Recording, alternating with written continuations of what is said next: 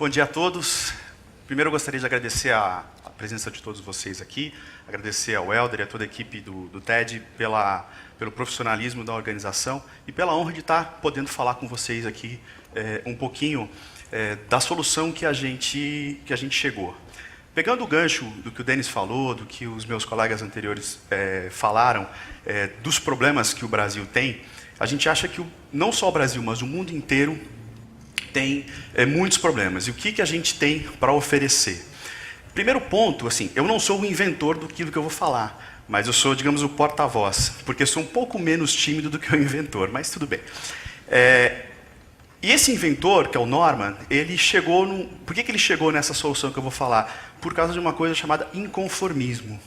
Ele chegou assim, ele precisava de um negócio, o que tinha que estava oferecido no mercado não era aquilo que ele queria, não chegava dentro daquilo que ele queria.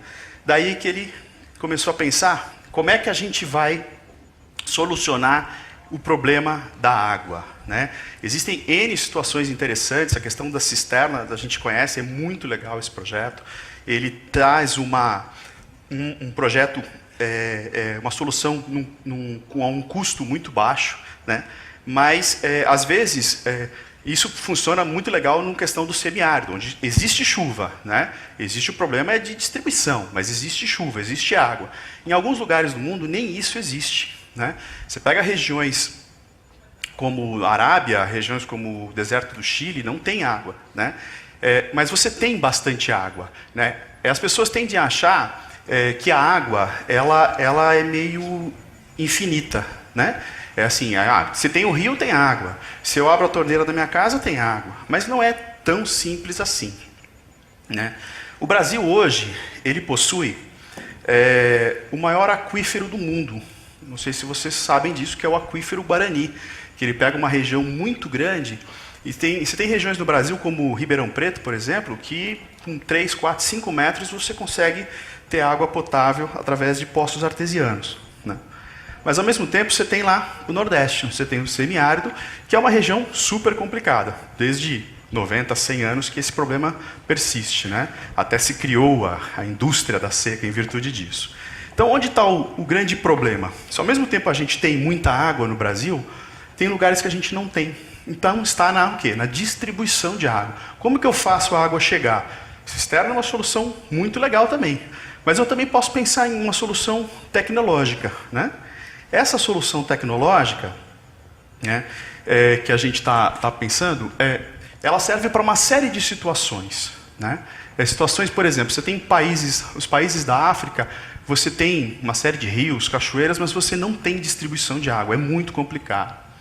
Você pega países ricos que têm muito petróleo e, consequentemente, hoje ainda muito dinheiro, como os Emirados Árabes, Arábia Saudita, porém, você não tem distribuição de água, né? A cidade de Riad, na Arábia Saudita, antigamente era um oásis. Hoje não tem mais. Hoje ele é abastecida com caminhões-pipa, né?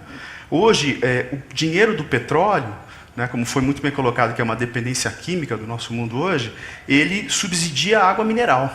Então, hoje você vai na Arábia Saudita, você compra água mineral a 17 centavos de dólar. Né? Você fala, pô, mas isso não custa em lugar nenhum. Você vai na Europa, você paga 2, 3 euros uma garrafinha de água, né? Às vezes mais caro até que um vinho, né? Mas lá não, hoje ainda tem isso. Só que esses países ricos, e outro país rico também, que tem sério problema, que é a Rússia, né? Eles estão muito preocupados, porque hoje eles têm dinheiro, têm petróleo, mas não tem água. No caso da Rússia, o problema de distribuição é porque congela, né, a distribuição de água, né? Então, como é que você vai fazer para chegar a água nas pessoas? Aí, pensando nisso, o Norman, através de uma informação muito interessante, que cerca de 1 bilhão de pessoas hoje têm dificuldade de ter água potável em casa, né? O Norman chegou numa seguinte conclusão, né? Por que a gente não pode, se a gente não consegue distribuir, por que a gente não produz água? Você fala assim, mas como que eu vou produzir água, né? Eu vou fazer dança da chuva, né? Você vai falar assim, puta, como é que eu vou produzir água? Não tem muita coisa, né? Eu vou produzir através de tecnologia. E que tecnologia que a gente pode usar para isso? A gente vai usar uma tecnologia interessante, porque Aonde tem mais água no mundo? No ar. Uma coisa tão simples, né?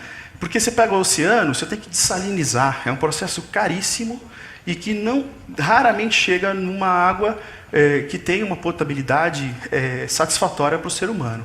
E quando a gente fala em potabilidade, não é somente você pegar água para beber, mas você produzir alimentos, né? Então, hoje, a gente chegou à conclusão, através de anos de pesquisa.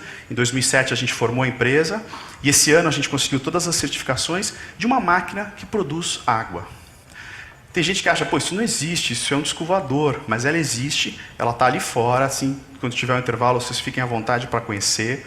Ela produz água através do ar.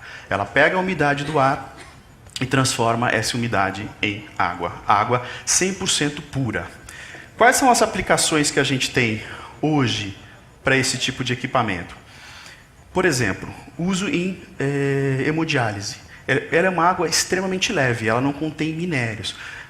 A máquina, vocês vão ver, ela filtra o ar e depois filtra a própria água. Certo? Outra aplicação são em questões de emergência. Por exemplo, a questão da seca e a questão de enchentes também, né? É um paradoxo você ter uma enchente e falta água potável. Até porque você contamina todo o sistema de distribuição de água pública através dessas enchentes. E o caso foi do Katrina, onde muita gente morreu de sede. Não foi divulgado, mas muita gente morreu de sede. E as questões de secas fortes, né? Outra aplicação, alimentação, como eu havia falado. Nós estamos desenvolvendo, junto com o governo da Arábia Saudita, grandes estufas para a produção de alimentos, produção de legumes, frutas, né? Porque eles importam tudo hoje.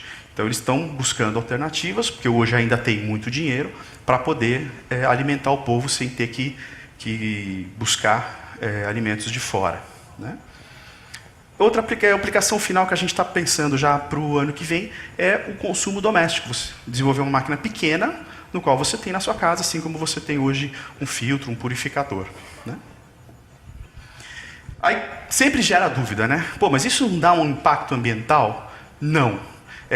A grande pergunta do governo da Arábia foi, pô, se eu colocar 30, 40, 50 mil máquinas hoje dentro de Riad, vai secar mais o ar? Não, não vai. O ar, a máquina ela trabalha, ela tem um software que ela equaliza o ar que ela pega para poder produzir a água. E naturalmente existe um balanço através da movimentação de massas de ar para que esse ar essa umidade seja reposta, tá?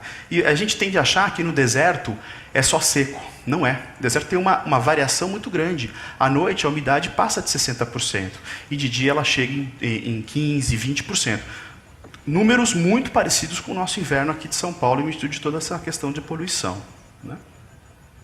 Outro ponto, a água pura, sem minerais, ela faz mal? Não, ela não faz mal. Porque o mineral, você tem em todas as suas formas de alimentação, na carne, nas verduras, no peixe, no leite, você tem minério, né? Então a água não necessariamente ela precisa conter minérios, né? Mais uma vez eu relembro o caso da hemodiálise, que ela é uma água mais leve e ajuda o processo de filtragem e não prejudica quem tem uma deficiência nessa filtragem. Outro ponto, consumo de energia. O consumo de energia é muito baixo. E esse é o grande negócio, conseguir produzir água com baixo consumo em quantidade interessante. A máquina que está lá fora, vocês vão ver, ela produz 50 litros de água por dia, né? A máquina que a gente tem, que estamos fechando o desenvolvimento dela para a agricultura e para a construção civil, ela produz até 10 mil litros por dia. E hoje, o custo da produção de cada litro gira em torno de 7 centavos para a máquina grande e 15 centavos para a pequena. É um custo muito baixo, tá? Basicamente é isso. A gente convida vocês no intervalo para vocês degustarem a água, sentirem que é uma água leve. E é uma solução que a gente tenta trazer aí, respondendo a pergunta do TED aqui. Tá ok? Muito obrigado. Obrigado. Obrigado.